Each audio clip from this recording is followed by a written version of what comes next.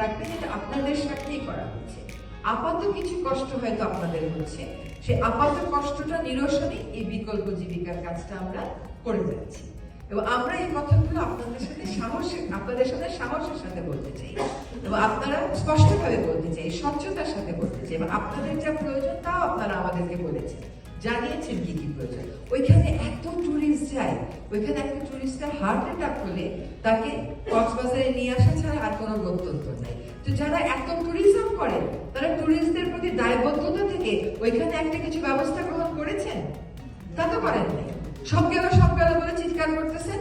কাজে কোনটা আপনাদের জন্য ভালো এটা আপনাদেরকে বুঝতে হবে। আপনাদের দায়িত্ব বিপদে পড়লে সরকার নেবে, নয় জাহাজ ব্যবসায়ীরা নেবে, সেটার জবাব দেন।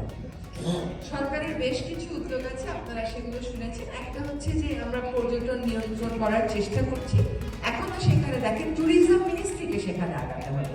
ট্যুরিজম মিনিস্ট্রি একটা অ্যাপ ডেভেলপ করেছে, সেই অ্যাপেও নানান রকম কারসাজি করে 2000 ট্রাভেল পাসের পরিবর্তে আরো বেশি ট্রাভেলার ঢুকিয়ে দেয়। তো প্রতিটা পদে পদে আপনাকে মানে ভোর 4:45 থেকে ওখানে ইউএনও দাঁড়িয়ে থাকে জাহাজে পর্যটক উঠানোর জন্য। কেন এত কষ্ট করা হচ্ছে? এই দ্বীপটাকে বাঁচাতে, এই দ্বীপ নির্ভর মানুষগুলোকে বাঁচাতে।